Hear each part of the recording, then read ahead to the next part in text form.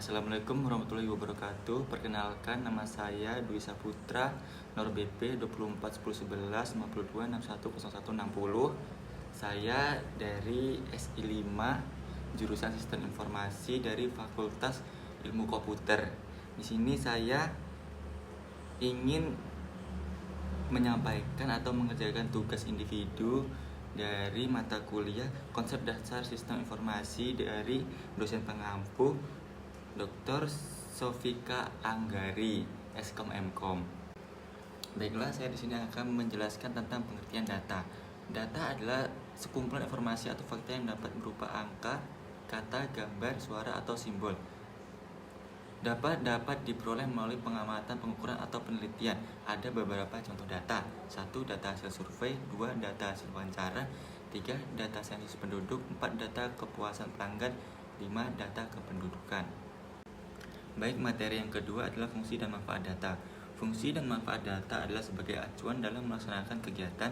Data dapat digunakan sebagai panduan atau standar untuk merencanakan dan melaksanakan suatu kegiatan tertentu seperti landasan pengambilan keputusan dan peningkatan pengambilan profitabilitas. Jenis-jenis data. A. Jenis data berdasarkan cara mendapatkannya. Jenis data terbagi menjadi dua, yaitu data primer. Data primer adalah data yang didapatkan langsung dari objek penelitian seperti responden atau objek penelitiannya langsung. Data primer merupakan data asli dan unik untuk proyek penelitian yang sedang dilakukan. Manfaat data primer. Data primer digunakan sebagai sumber evaluasi dan acuan perencanaan data. Primer memberikan informasi langsung yang lebih berguna dalam banyak kasus data. Primer membentuk penelitian, menarik kesimpulan penelitian. 2. Data sekunder. Data sekunder adalah data yang sudah ada sebelumnya dan dikumpulkan oleh pihak lain. Data sekunder biasanya didapatkan dari berbagai sumber seperti buku jurnal, laporan, dan media massa. Berikut beberapa contoh data sekunder. 1. Laporan keuangan perusahaan. 2. Buku teks yang mengutip data dari sumber lain. 3. Data sensus yang dikumpulkan oleh pemerintah. Terakhir, data pasar yang dikumpulkan oleh perusahaan riset pasar. B. Jenis data berdasarkan sumber. Jenis data berdasarkan sumbernya terbagi menjadi dua, yaitu 1. Berdasarkan data internal. Data yang diperoleh dari dalam suatu organisasi, perusahaan, atau instansi tertentu. Data ini biasanya digunakan untuk analisis dan pengambilan keputusan di dalam organisasi itu sendiri. Contoh, data penjualan produk dalam perusahaan, laporan keuangan tahunan perusahaan. 2. Data eksternal. Data eksternal itu data yang diperoleh dari sumber luar organisasi atau instansi. Data ini digunakan untuk memahami faktor eksternal yang dapat mempengaruhi operasional dan strategi perusahaan. Contohnya, 1. Data pasar dan tren industri dari lembaga survei. 2. Data perilaku konsumen dari perilaku konsumen itu sendiri.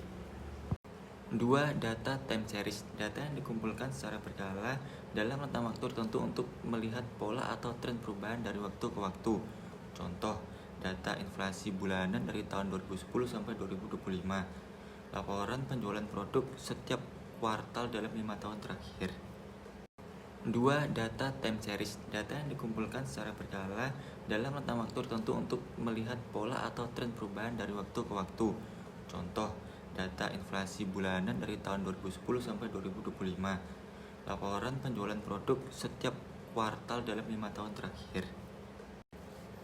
D. Berdasarkan sifat. Berdasarkan sifat, jenis data dibedakan menjadi dua, yaitu 1. Data kualitatif adalah data yang berbentuk deskriptif atau non-numerik, biasanya digunakan untuk menjelaskan berita, karakteristik, opini, atau kategori tertentu. Data ini dapat diukur dengan angka secara langsung tetapi tidak bisa dikelompokkan berdasarkan sifat atau kategori.